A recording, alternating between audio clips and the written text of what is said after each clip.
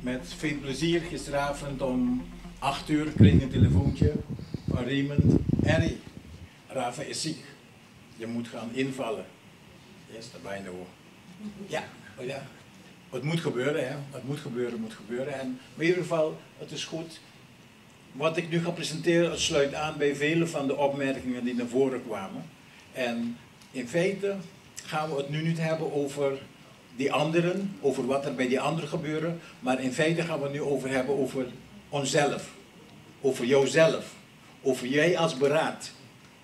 Wat pretendeer je eigenlijk dat je moet doen? Wat wil je eigenlijk dat je moet doen? Laten we ophouden eventjes om te gaan kijken van wat Van der Laan moet doen, wat Abu Talib moet gaan doen, wat die anderen moeten gaan doen. Laten we even gaan kijken naar wat kunnen wij zelf, nietwaar? En wat doen wij zelf.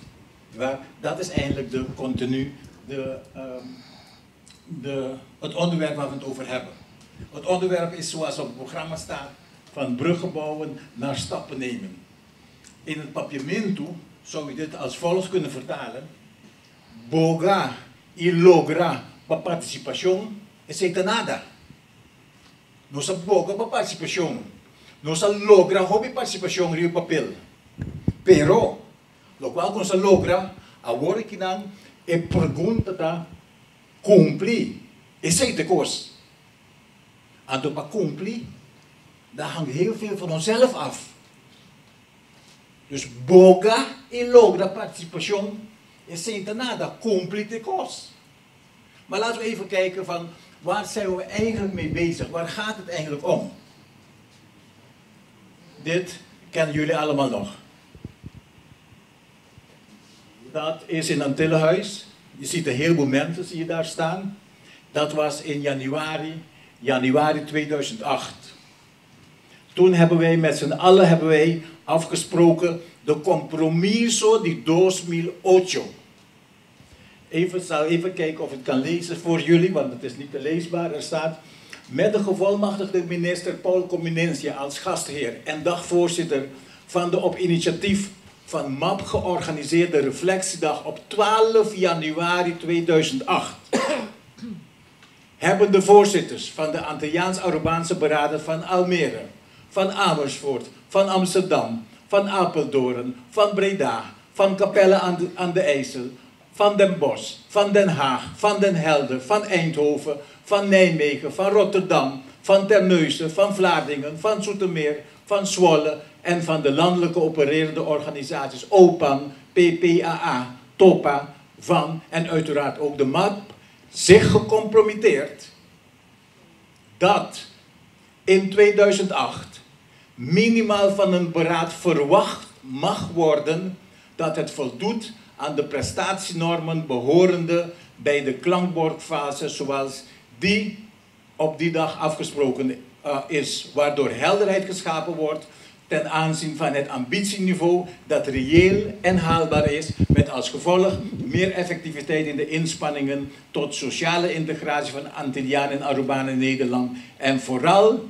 meer satisfactie voor de talrijke vrijwilligers die zich georganiseerd hebben in een beraad cumplido.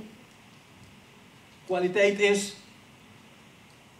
niet het rendement, maar kwaliteit betekent voldoen aan de verwachtingen die je gecreëerd hebt. Voldoen aan je planning. En de vraag is, niemand hoeft te beantwoorden, sta even stil, reflecteer, kijk terug naar januari 2008, kijk nu naar juni 2009, hoe ver zijn wij? Tekunleu ahabo accompli, kubo mês, su intention. Tekunleu ahabo accompli, kubo mês, su intention.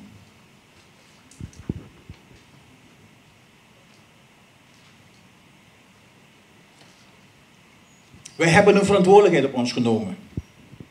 Wij dragen een grote verantwoordelijkheid. Vele mensen verwachten veel van ons. Wij creëren verwachtingen. Wij moeten reële verwachtingen gaan creëren. Dan pas ons bekombrikune. Waar gaat het eigenlijk om? Wat is het probleem waar we ons allemaal voor inzetten?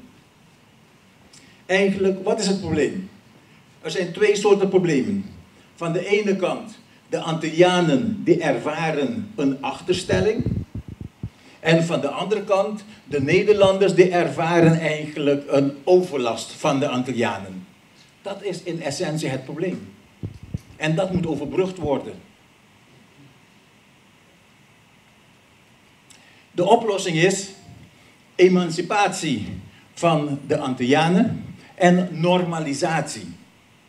Het kan niet zo zijn dat wij ten eeuwige dagen blijven in een soort separatisme, dat er een apart beleid blijft voor Antillianen. Dat moet ophouden.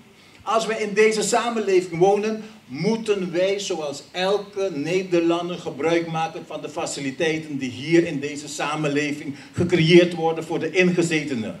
Logisch. Hulp is altijd hulp op maat. Als je één been hebt, dan krijg je hulp op maat.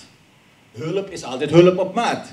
Maar de situatie moet wel genormaliseerd worden. Dat is de visie. Dat is de richting waarin wij moeten gaan. En emancipatie. Emancipatie betekent het bevrijden. Bevrijden van alle belemmeringen die op de weg liggen om maximale participatie gaan krijgen in de samenleving. Dat is emancipatie. Dus simpelweg 2 dingen streven wij naar. Emancipatie en normalisatie. Daarvoor zetten wij ons in. En om die oplossing te bereiken, is er 1 antwoord. En dat is symbiotisch partnerschap.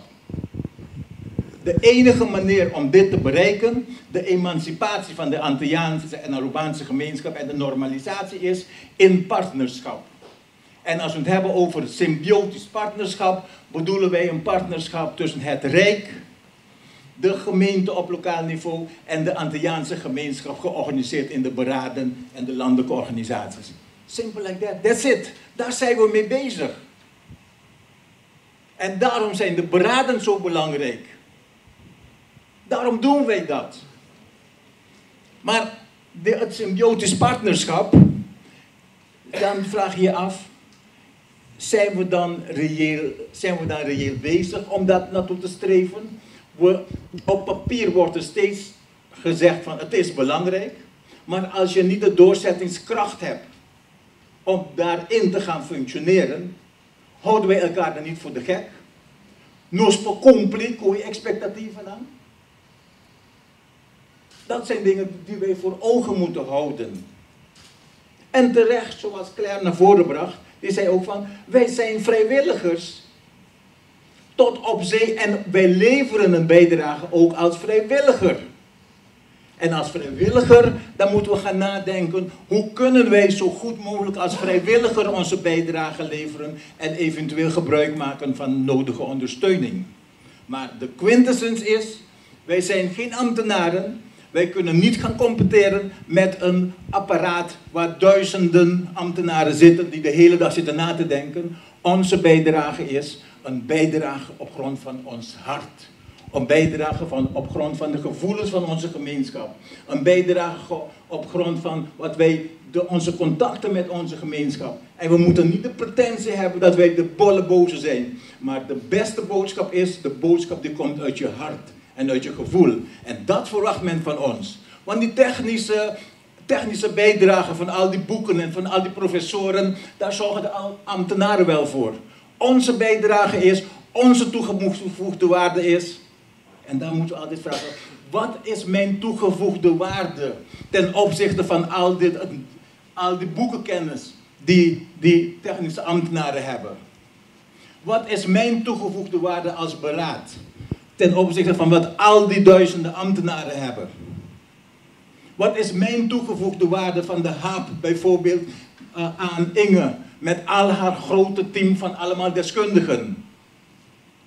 Dat antwoord moet je hebben. Want pas wanneer je een meerwaarde kan leveren, pas wanneer HAP een meerwaarde kan leveren voor Inge, nietwaar, dan komt er een goede symbiotische samenwerking tot stand tussen Inge en de HAP. Pas wanneer eigenlijk het ministerie een meerwaarde voelt van de bijdrage vanuit de Antilliaanse gemeenschap, nietwaar, zoals het plaatsvindt regelmatig in overleg met de MAP, dan vindt dat plaats. En daarom houdt dat overleg ook tot stand. Je moet wat te leveren hebben.